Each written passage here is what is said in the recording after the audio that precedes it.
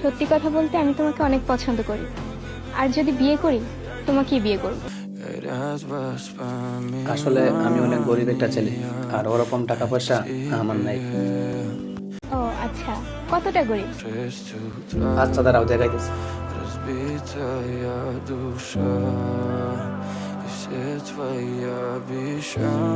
দেখো, ছবি পাঠাইছি।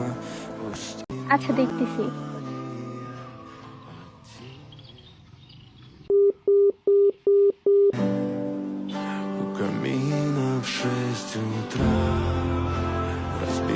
আপনি যে নাম্বারটিতে কল করেছেন তিনি আপনার পদে লাথি মেরে ব্লক করে দিয়েছে।